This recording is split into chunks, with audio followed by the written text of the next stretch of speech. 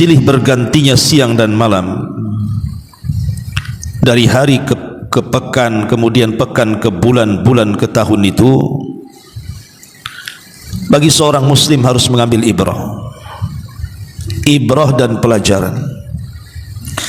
Makanya Allah Subhanahu wa taala berfirman, inna fi khalqis samawati wal ard wa ikhtilafil laili wan nahar la ayatin liulil albab.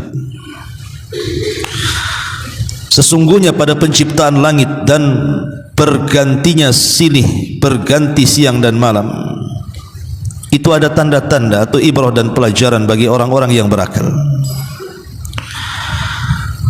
Lalu apa yang kita bisa ambil pelajaran dari pergantian tahun ini?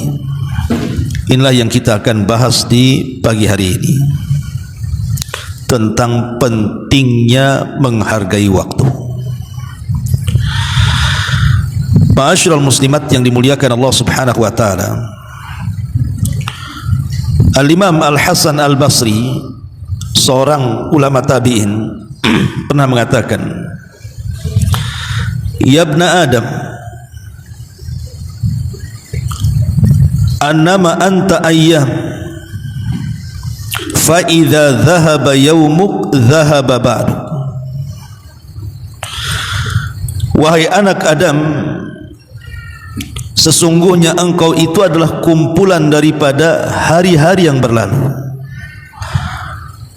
Apabila satu hari pergi dari dirimu, maka sebagian umurmu juga pergi dari situ. Jangankan bicara pergantian tahun, pergantian bulan atau pekan, pergantian hari saja itu sudah mengurangi umur.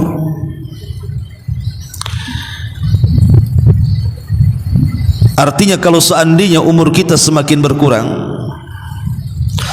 sementara amal kita tidak bertambah, maka itu alamat kerugian orang yang hidup di dunia. Kata Nabi SAW,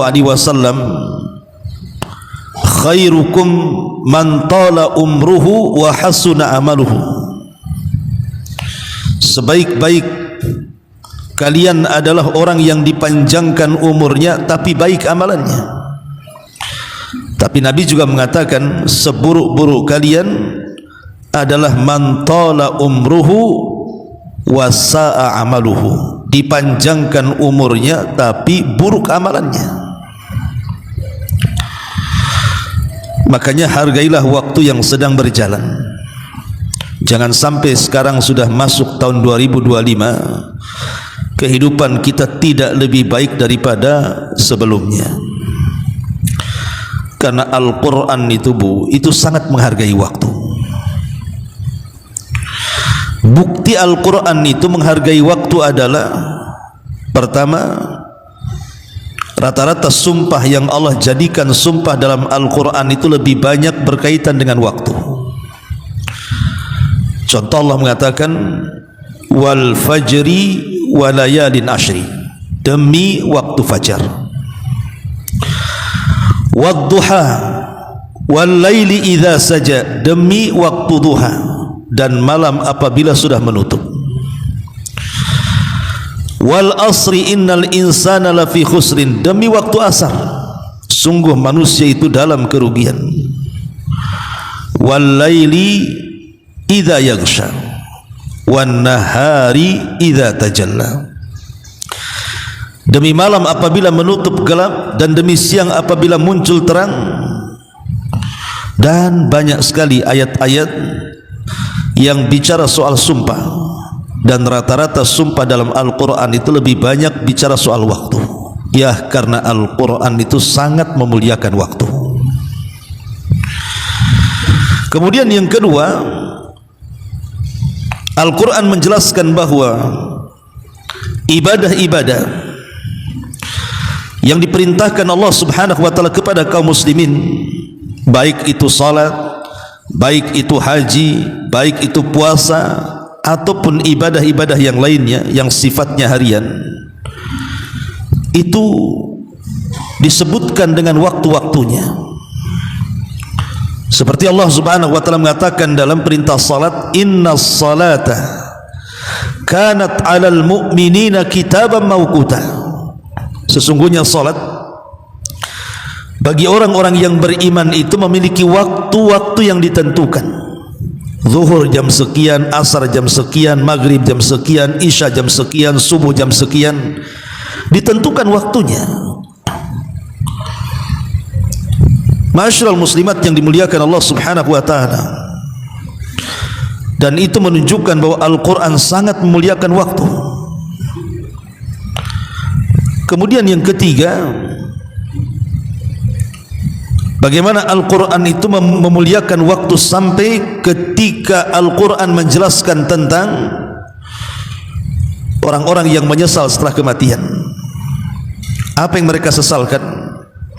Yang mereka sesalkan adalah waktu yang lewat pada kehidupan dunia mereka, tapi mereka tidak bisa menggunakan dengan baik setelah kematian, baru mereka terpikir tentang waktu.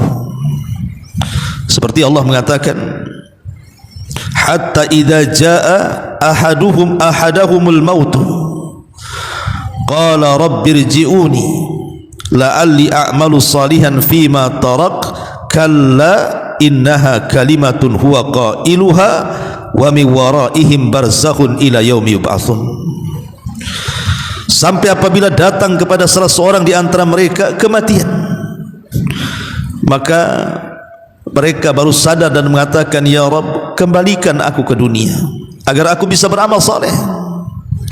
Tapi Allah mengatakan tidak mungkin, itu hanya kalimat-kalimat dongeng saja, karena di belakang kalian ada barzah, dinding yang memisahkan kalian dari alam dunia. Lihat bagaimana penyesalan orang-orang yang sudah meninggal yang digambarkan dalam Al-Quran. Mereka menyesal ingin kembali ke dunia karena selama mereka hidup di dunia mereka biarkan waktu berlalu begitu saja. Apakah menunggu menyesal setelah kematian baru kemudian sadar? Sama dengan penduduk neraka yang Allah gambarkan dalam Al-Quran, wahum yastarihuna fiha, mereka menjerit-jerit di neraka, kemudian mereka berjanji akan bertobat jikalau mereka dikembalikan ke dunia. Dan mereka mengatakan, Rabbana akhrijna na'mal salihan, ya Rabb, keluarkan kami akan berusaha untuk beramal saleh kalau kau kembalikan kami ke dunia. Tapi Allah Subhanahu wa taala katakan, awalam nu'ammirkum ma yatadzakkaru fihi man tadzakkar. Bukankah dahulu aku berikan umur panjang kepadamu? Kemanakan umur itu? Lah, tiga perkara ini ketika Al-Quran menyebutkan tentang sumpah, dan kebanyakan sumpah itu menggunakan waktu, kemudian menyebutkan tentang ibadah-ibadah kaum muslimin dan dikaitkan dengan waktu, seperti Allah mengatakan, ya ayyuhalladzina amanu dzkurullaha dzikran katsira wasabbihuhu bukratan wa asila. Wahai orang-orang yang beriman, berzikirlah dengan zikir yang banyak dan bertasbihlah di waktu pagi dan petang. Kemudian juga Al-Quran menjelaskan tentang penyesalan orang-orang yang meninggal dan orang-orang yang masuk neraka. Mereka ingin dikembalikan ke dunia. Ini semua menunjukkan bahwa Al-Quran itu punya perhatian tentang waktu. Al-Quran itu memiliki perhatian tentang waktu. Makanya Umar bin Abdul Aziz atau Umar bin Al-Khattab radhiyallahu anhu, doa yang selalu dipanjatkan oleh Umar apa, Bu? Allahumma inna nas'aluka salahas sa'ati wal barakata fil awqati. Kata Umar, ya Allah, aku hanya meminta kepadamu agar diperbaikilah waktu-waktu yang berjalan dan berkah-berkah kau tanamkan dalam waktu-waktuku. Itulah permintaan Umar bin Khattab radhiyallahu anhu kepada Allah, agar waktu-waktu yang berjalan dalam kehidupannya itu senantiasa lebih baik dan lebih baik, agar waktu yang berjalan dan kehidupannya senantiasa diberkahi oleh Allah Subhanahu wa taala. Harusnya permintaan ini layak kita berdoa, bukan Umar. Karena siapa kita dengan Umar bin Khattab radhiyallahu an? Dia sahabat Nabi, orang terbaik kedua setelah Abu Bakar. Tapi dia mengatakan, ya Allah, perbaiki waktu-waktuku dan berikan berkah padanya. Maka minta kepada Allah di tahun baru ini agar waktu-waktu setelah hari ini, besok, lusa dan seterusnya, Allah terus memperbaiki waktu-waktu untuk kita, dan lebih daripada itu memberikan berkah pada waktu-waktu yang berlalu pada diri kita dan yang akan datang. Ma'asyiral muslimat yang dimuliakan Allah Subhanahu wa taala, Umar bin Abdul Aziz rahimahullahu taala pernah mengatakan, innal laila wan nahara ya'malani fika fa'mal fihima. Sesungguhnya siang dan malam itu keduanya bekerja untukmu, maka bekerjalah untuk keduanya. Artinya kita disuruh untuk menghargai adanya siang dan adanya malam. Gunakan siang dan malam itu untuk beramal.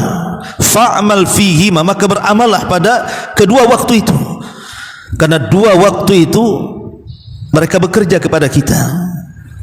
Maka beramallah dengan cara gunakan dua waktu siang dan malam itu sebaik mungkin. Karena Imam Ibnul Qayyim rahimahullahu ta'ala dia mengatakan, a'zamu hadhil idha'ati idha'atani huma aslu kulli idha'ah. Ada perkara-perkara yang menghilangkan keberkahan-keberkahan, kebaikan-kebaikan pada diri hidup kita itu, dan itu ada di dua perkara. Kalau sampai kita sia-siakan dua perkara ini, kalau sampai kemudian kita tidak punya perhatian kepada dua perkara ini, maka sama kita telah menyia-nyiakan kebaikan dalam hidup kita. Apa itu? Al-qalbu wal waktu, hati dan juga waktu. Kalau sampai hati kita disia-siakan, tidak dirawat dengan baik, ataupun waktu disia-siakan, tidak digunakan dengan baik, maka dia telah membuang perkara yang sangat besar dalam kehidupan dia. Karena dua perkara inilah yang menyelamatkan kita, hati dan waktu, kata Imam Ibnul Qayyim rahimahullahu ta'ala. Makanya wajar kalau dia mengatakan bahwa orang yang menyia-nyiakan waktu itu lebih parah dibandingkan orang yang meninggal dunia. Karena menyia-nyiakan waktu itu memutuskan hubungan kita dengan Allah dan dengan hari akhir. Tapi kematian itu hanya memutuskan kita dengan keluarga dan harta benda yang kita miliki. Makanya lebih parah menyia-nyiakan waktu dibandingkan kematian, kata Imam Ibnul Qayyim rahimahullahu ta'ala. Ma'asyiral muslimat yang dimuliakan Allah Subhanahu wa ta'ala, maka jadikanlah keberkahan dalam umur. Dengan cara apa? Perbaiki terus amalan kita apabila Allah masih memberikan usia kepada kita. Karena perkara yang telah lalu tidak mungkin kembali. Perkara yang akan datang belum tentu kita akan sampai di situ. Tapi yang jelas-jelas hari ini yang sedang kita lalui, itulah perbaiki dan perbaiki. Persis seperti apa yang dikatakan Fudail ibn Iyad kepada seorang kakek yang berusia 60 tahun. Ketika dia bertanya kepada Fudail, ya Imam, kalau kita akan menghadap kepada Allah Subhanahu wa ta'ala dan mempertanggungjawabkan semua perbuatan kita di dunia di hadapan Allah, lalu apa yang bisa meringankan hisabku di hadapan Allah?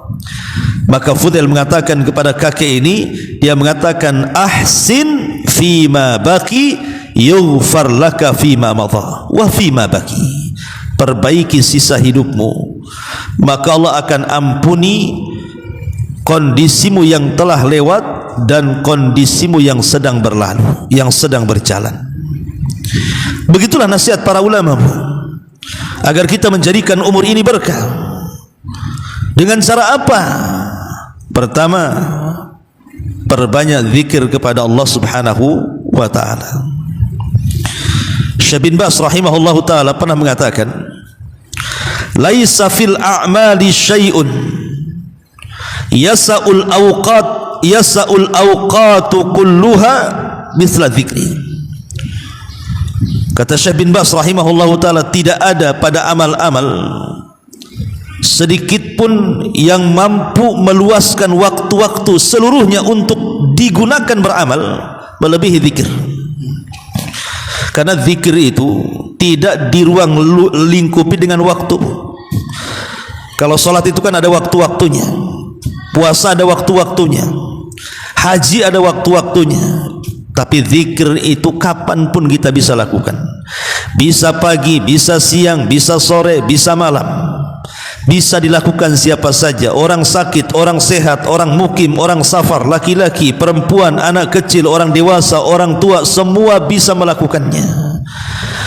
Makanya Rasul mengatakan la yazalu lisanuka ratban min dzikrillah. Teruslah lisanmu basahi dengan zikir. Ini yang pertama, Bu ya. Kalau kita ingin memanfaatkan waktu sebaik mungkin, maka yang pertama berzikirlah kepada Allah. Yang kedua, al-mudawamatu 'alal amali saleh. Istiqomahlah ketika beramal saleh. Istiqomahlah ketika beramal saleh. Dengan cara apa? Nabi SAW mengatakan bahwa istiqomah dalam amal saleh itu artinya sederhana dalam beramal tapi tidak terputus. Sederhana dalam beramal tapi tidak terputus. Contoh umpamanya, Bu ya, ibu gemar dengan salat duha. Ya sudah, salat duha itu saja ibu lakukan setiap hari. Walaupun hanya 2 rakaat atau 4 rakaat, tapi terus-terusan. Atau ibu gemar salat malam. Ya sudah, tekuni saja salat malam itu. Atau ibu gemar dengan sedekah, ya sudah, tekuni saja sedekah itu. Tidak perlu memborong semua ibadah, Bu. Karena Nabi SAW mengatakan wa man yushaddad-din illa ghalabah. Siapapun yang memborong ibadah, pasti ibadah itu mengalahkannya. Sampai kapan kita kuat ibadah? Kita borong semuanya, duhanya, rawatibnya, nafilahnya, salat mutlaknya, witirnya, tahajudnya, kita habisi semuanya. Lama-lama badan ini ada expirednya, Bu. Ada waktunya istirahat. Tapi kalau kita ambil sedikit yang sunnah tapi istiqomah, itulah yang dimaksud mudawamatu 'alal amali saleh. Senantiasa mudawamah, istiqamah di dalam melaksanakan amal saleh dengan cara ambillah ibadah yang sederhana tetapi tidak terputus. Ya. Ma'asyiral muslimat yang dimuliakan Allah Subhanahu wa taala. Kemudian yang ketiga, apa yang harus kita lakukan untuk menjaga waktu-waktu ini? Al-hasanatul jariyatu. Pilihlah dari amal soleh yang kita akan lakukan itu yang bersifat pahalanya mengalir. Amal soleh itu banyak, Bu. Macam-macam amal soleh yang diperintahkan kepada kita itu. Tapi seorang muslim harus cerdas. Mana amal-amal soleh yang bisa mengalir pahalanya, mana amal-amal soleh yang tidak mengalir pahalanya. Seperti Nabi SAW mengatakan, idza mata ibnu Adam inqata amaluhu illa min thalathin, shadaqatin jariyah, aw ilmin yuntafa'u bihi, aw waladin salihin yad'u lahu. Apabila anak Adam meninggal dunia, maka tidak mungkin terputus kecuali 3 perkara. Sedekah yang mengalir, ilmu yang bermanfaat, dan anak soleh yang mendoakan orang tua setelah kematiannya. Atau Nabi SAW mengatakan, sab'un yajri lil abdi ajruhunna wa huwa fi qabrihi ba'da mautihi. Ada 7 perkara yang akan mengalir kepada seorang hamba pahalanya dan masuk ke dalam kuburannya setelah kematiannya. Man 'allama ilman, kalau ibu punya ilmu, ajarkan tuh ilmu itu. Ilmu, umpamanya ibu bisa baca Quran, ya ajarkanlah orang-orang yang tidak bisa baca Quran. Mungkin dengan pakai Iqra dan begitu seterusnya, kan itu. Ataupun ajra nahran, mengalirkan air kepada orang-orang yang berhajat.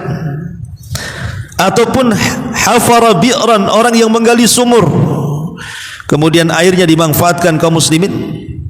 Au gharasa nakhlan, ataupun menanam kurma sehingga buahnya diambil oleh orang. Au bana masjidan, ataupun bangun masjid. Au warratha mushafan, ataupun menginfakkan mushaf. Au taraka waladan yastaghfir lahu ba'da mauti, atau dia meninggalkan anak yang bisa memintakan ampun akan dosa orang tuanya setelah kematiannya. Lah ini contoh-contoh amalan yang mengalir. Jadi kalau kita ingin memanfaatkan waktu, ya pertama tadi saya sudah jelaskan, perbanyak zikir. Yang kedua, istiqomah dalam beramal saleh. Yang ketiga, pilihlah amalan-amalan yang pahalanya mengalir. Kemudian yang keempat, hindari at-taswif. Hindari at-taswif. Apa taswif itu? Taswif itu diambil dari kalimat saufa. Akan saya amalkan, akan saya amalkan, tapi tidak beramal. Akan saya amalkan saja. Nanti saya akan sholat malam, tapi tidak sholat malam. Datang malam tak sholat. Besok saya ingin sholat duha, tapi tak sholat duha. Saya ingin ke masjid, tapi kakinya tidak dilangkah-langkahkan ke masjid. Saya ingin ngaji, tapi tak hadir pula di pengajian. Nah, taswif seperti ini bahaya. Kapan mau tobat? Nanti habis umroh. Setelah umroh tak tobat juga, mabok juga dia. Ya. Berhenti mau berhenti gibah gitu, malah dia pula paling kenceng gibahnya. Jadi taswif ini bahaya. Jadi angan-angan akan tobat tapi tak tobat-tobat. Nyanyiannya itu akan saja. Akan saya kerjakan, akan saya lakukan, akan saya tobat, tapi tidak ada yang dilakukan sama sekali. Ini hati-hati ya. Taswif ini membahayakan karena bisa saja sebelum dia berubah tiba-tiba ajal menjemput dia.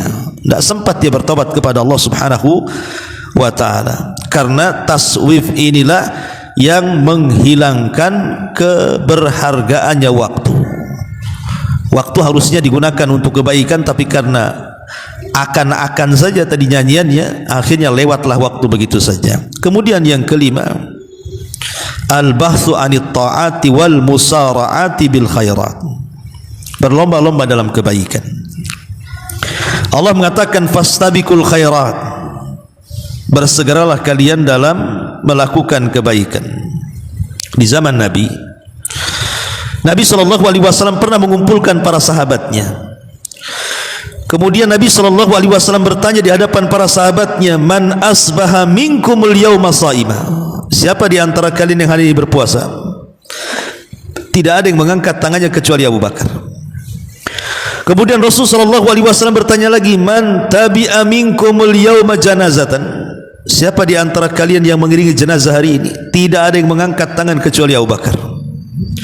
Kemudian Rasul juga mengatakan, man at'ama minkumul yawma. Siapa yang hari ini memberi makan fakir miskin? Tidak juga ada yang mengangkat tangan kecuali Abu Bakar.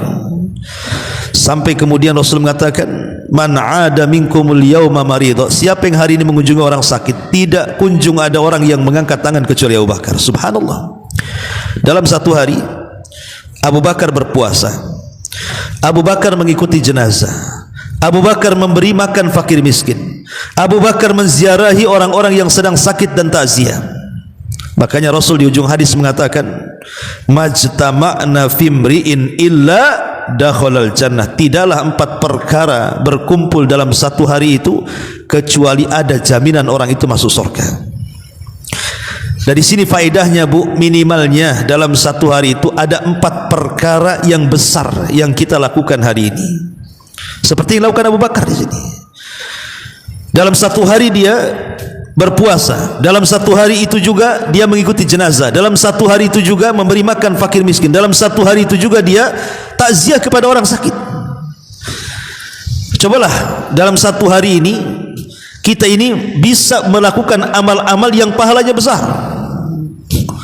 Itu yang disebut dengan fastabiqul khairat namanya, berlomba-lomba dalam kebaikan, karena hanya dengan itulah waktu-waktu kita tidak mungkin berjalan dengan sia-sia. Ma'asyiral muslimat yang dimuliakan Allah Subhanahu wa taala, inilah 5 perkara yang disebutkan para ulama. Kalau kita bisa mengamalkannya, maka kita telah menghargai waktu-waktu kita. Pertama, banyak-banyak berzikir. Yang kedua, istiqomah dalam beramal saleh. Yang ketiga, ambil amalan-amalan yang pahalanya jariah dan mengalir. Yang keempat, jauhi taswif. Angan-angan ingin beramal, langsung beramal, langsung melakukan amalan, tidak perlu dihayalkan dulu. Dan yang terakhir, berlomba-lombalah dalam kebaikan. Inilah 5 perkara yang menjadikan waktu kita berharga. Ya. Ma'asyiral muslimat yang dimuliakan Allah Subhanahu wa taala, contoh saja semalam ketika terjadi pergantian tahun, Bu. Betapa banyak orang-orang yang kemudian menghabiskan waktu-waktunya untuk maksiat, kan, Bu. Di antara mereka ada yang begadang. Semalam tuh ada orang begadang sampai menunggu jam 12.00. Ngantuk-ngantuk, mata sudah 5 watt saja ditahan-tahan dia supaya sampai di jam 12.00. Untuk apa coba, Bu? Untuk tengok mercon. Kan untuk tengok mercon, Bu. Kalau nggak ada yang ditengok, tidurlah dia. Ya. Untuk nyalakan mercon, nyalakan kembang api, untuk nyanyi-nyanyi, untuk niup trompet semalam, kan. Waktu begitu saja lewat. Ya. Belum lagi kemudian sebagian kaum muslimin mengganggu lagi semalam itu. Berapa banyak orang-orang sakit terperanjat tuh gara-gara metasan itu.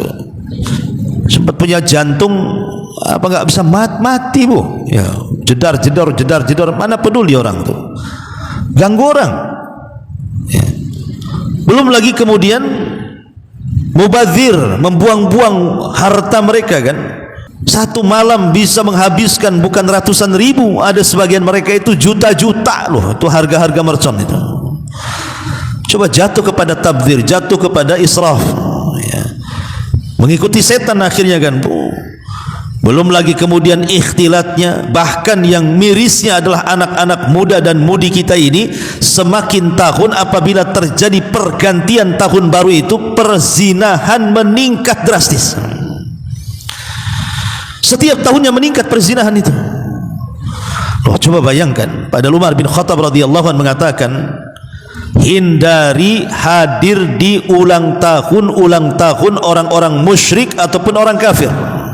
Fa inna sukhtatallah tangzil alaihim, karena dikhawatirkan murka Allah itu akan turun kepada mereka. Coba kalau seandainya semalam ya ada orang yang merayakan ulang tahun baru, ketabrak umpamanya, naudzubillah, mati dia. Atau terkena mercon, terkena ledakan mercon, mati dia. Kira-kira matinya sul khatimah ke usul khatimah tuh. Yang herannya apabila begadang yang jelas-jelas ada pahalanya tak begadang, tapi begadang untuk yang tidak ada pahalanya dia bisa begadang tuh. Contoh Lailatul Qadar. Itu kan jelas pahalanya tuh malam Lailatul Qadar tuh, Bu. Di situ malaikat turun, di situ ibadah dilipat gandakan 1000 bulan, di situ barokah juga disebar di mana-mana, malaikat sekian banyaknya numplek ke bumi, bahkan Allah juga turun di sepertiga malam dan begitu seterusnya, kan. Kok tidak seramai ketika menunggu 12.00 di malam 1 Januari itu? Kok bisa Lailatul Qadar tidak seramai ini? Padahal malam tahun baru itu tak ada malaikat turun, tak ada pula Lailatul Qadar di situ, tak ada pula berkah yang turun. Yang ada dosa-dosa dan dosa. Bagaimana tidak tasyabuh dengan orang kafir, menghambur-hamburkan biaya dan waktu, dan begitu seterusnya. Belum lagi kemudian berujung kepada apa? Meninggalkan yang wajib. Berapa banyak kaum muslimin akibat tahun baru yang meninggalkan, jangan cerita tahajud, sholat subuh bablas. Kalau sudah tahun baru itu, Bu, kebanyakan kaum muslimin meninggalkan sholat subuh. Ini kan bahaya. Meninggalkan sholat itu, kalau sampai kemudian dia meyakini tidak wajibnya, bisa kufur. Makanya inilah contoh-contoh orang semalam itu yang tidak menghargai waktu. Malam dilewatkan begitu saja. Bagus tidur, Bu, ya, kalau tidur tak ada dosa. Tapi kalau melek, apalagi sengaja, kan, cari-cari tempat yang memang disediakan untuk jadi tontonan semalam itu, datang tak bawa dosa, pulang pula bawa dosa. Nah, ini kan masalah, Bu. Ya. Maka di tahun baru 1 Januari ini, sebisa mungkin gunakan umur kita ini dengan cara memperbanyak amal saleh. Karena bagaimanapun waktu ini akan ditanya, Bu. Nabi SAW mengatakan, la tazulu qadama abdin hatta yus'al an arba. Sebelum kaki bergerak untuk naik ke titian dan melintasi titian, akan ditanya seorang hamba itu tentang 4 perkara. Kemudian Rasul mengatakan an umrihi fi ma'afna, an syababihi fi ma'abla, wa an umrihi fi ma'afna, wa an ilmihi fi ma fa'ala, wa an malihi min aina iktasabahu wa fi ma anfaqahu. Pertama tentang umurnya, kemana, tentang masa mudanya, kemana kau habiskan. Yang kedua tentang umurnya, kemana kau lampiaskan. Kemudian tentang ilmunya, sudahkah diamalkan. Kemudian tentang hartanya, dari mana kau dapatkan, kemana kau belanjakan. Ini semua terkait waktu. Masa muda waktu, umur waktu, belajar perlu waktu dan mengamalkannya perlu waktu, mencari uang perlu waktu, dari mana kita dapatkan, kemana kau belanjakan perlu waktu. Jadi semua bicara waktu. Allah akan bertanya soal waktu. Fal tangdur nafsum ma qaddamat lighat. Hendaklah jiwa itu memikirkan apa yang akan terjadi setelah esok hari. Jangan sampai kemudian kita menghadap Allah dan tidak bisa untuk mempertanggungjawabkan waktu-waktu yang lewat pada kehidupan kita. Makanya wajar kalau seandainya Rasul mengatakan badiru bil a'mali sab'an, segeralah kalian memperbanyak amal soleh sebelum datang 7 perkara.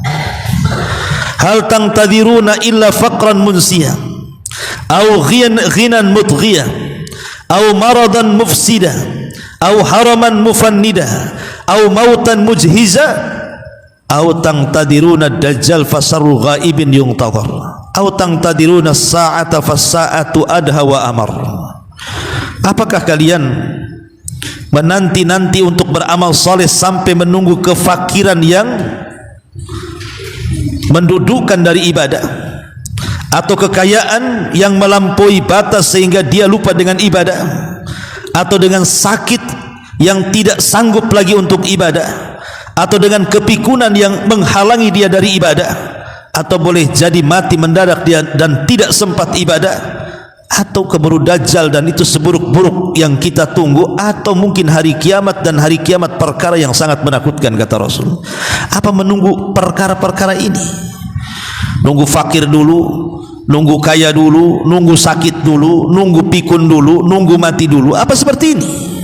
Ya, makanya jangankan kita ya, orang yang di dunia bu, penduduk sorga. Jadi penduduk sorga itu juga mereka akan menyesal bu, padahal orang sudah masuk sorga. Orang ini sudah di sorga, sudah menikmati semua kenikmatan yang tidak pernah dilihat, dipandang, tidak pernah didengar, terlintas dalam pikiran pun saking nikmatnya. Lihat bagaimana penyesalan penduduk sorga. Rasul sampai mengatakan laisa yatahassar ahlul jannah ala syai'in illa ala sa'atin marrat bihim lahum lam marrat bihim lam yadhkurullaha azza wa jalla fiha. Tidak ada sesuatu yang disesalkan. Jadi penduduk surga akan menyesal bu, kepada sesuatu melebihi waktu yang telah lewat sementara mereka berada di dunia dan mereka kurang berzikir kepada Allah azza wa jalla. Itulah penyesalan penduduk surga.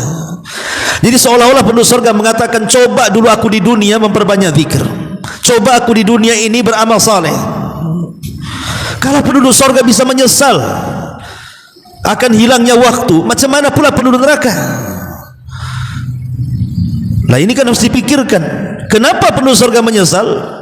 Karena kita tahu di surga itu kan memiliki tingkatan-tingkatan, dan tingkatan-tingkatan itu disesuaikan dengan ibadah dia di dunia. Makanya penduduk surga itu mereka menyesal kenapa mereka tidak memperbaiki waktu-waktu mereka di dunia dengan zikir.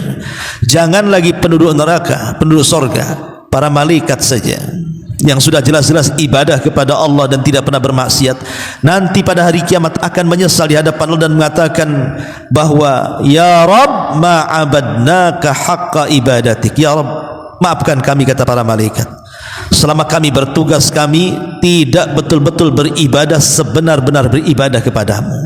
Itu malaikat itu ngomong begitu tuh ya. Semana pula kita ya. Makanya saya tutup hadisnya tentang pentingnya waktu itu dengan hadis igtanim khamsan qabla khamsin. Manfaatkan 5 perkara sebelum datang 5 perkara. Syababaka qabla haramik, masa mudamu gunakan dengan baik sebelum datang masa tuamu. wasihataka qabla sakamik, masa sehatmu gunakan dengan baik sebelum datang masa sakitmu.